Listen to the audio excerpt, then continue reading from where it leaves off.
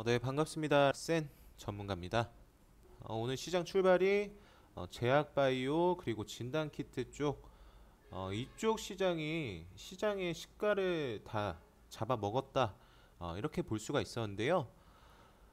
이 제약바이오 키트 제가 진단키트가 선행이 되면은 코로나 치료제가 순환성 테마로서 우리가 생각해 볼 수 있고, 이 코로나 치료제가 돌면서 그 다음은 재택근무 쪽 이렇게 좀 설명을 드렸었는데, 재택근무와 이제 교육 관련주 즉 테마들을 모두 엮어서 본다면 다 비대면 관련된 종목군들인데, 이 비대면 관련돼서 엮여 있는 종목군들이 굉장히 많죠.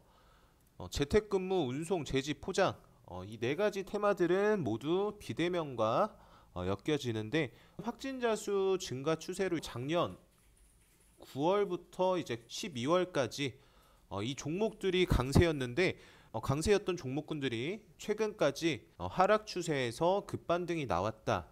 이렇게 보이는데요. 제가 이제 올려드렸던 종목 중에서는 흥국 F&B 이 종목이 있죠. 이 흥국 F&B 같은 경우에는 제가 마켓컬리 새벽 배송과 연관이 돼 있다.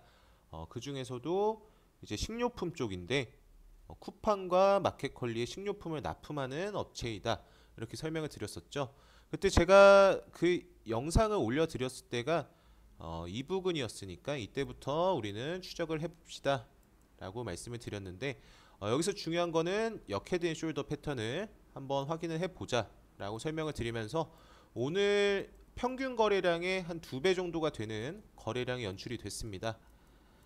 이 종목을 보유하고 계신 분이라고 한다면 지속적으로 뭐 홀딩을 이어나가도 저는 괜찮을 것으로 보이고, 1차 목표가 같은 경우에는 5,000원 초반 근처 한 이 정도까지는 저는 생각 중에 있습니다.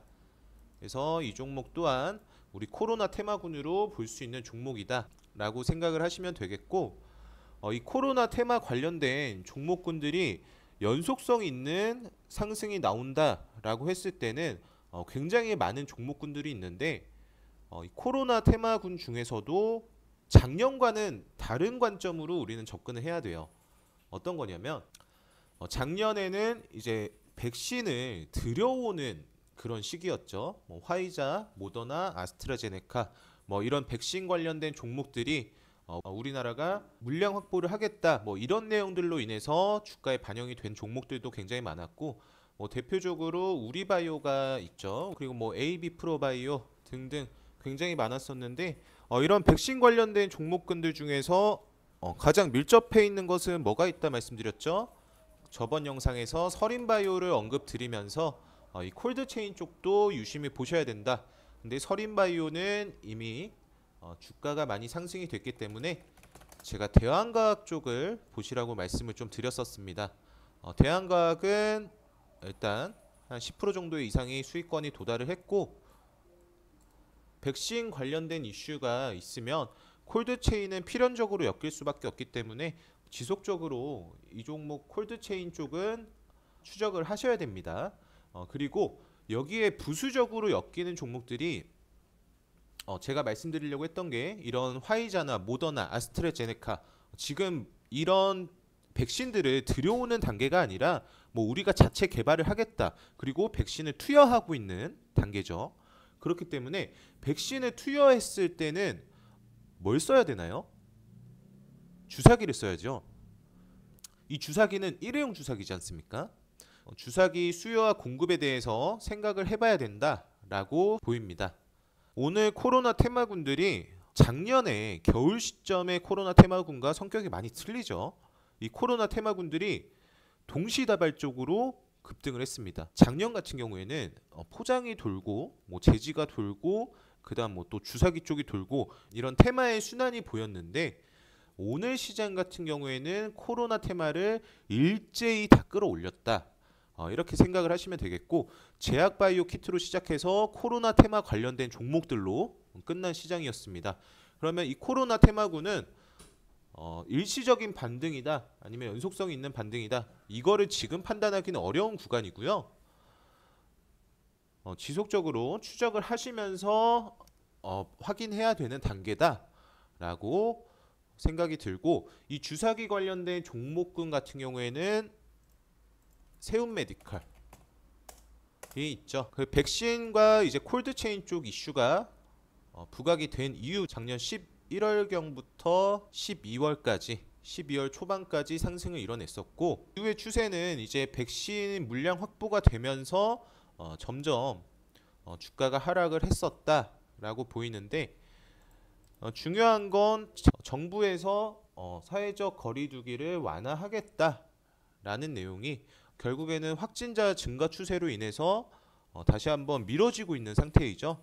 그렇기 때문에 주말간에 이 확진자 증가 추세가 다시 한번 이슈화가 되면서 이런 코로나 테마 관련된 종목군들의 연속성 있는 상승이 나오는지 우리는 확인을 볼 필요가 있다라는 거고요.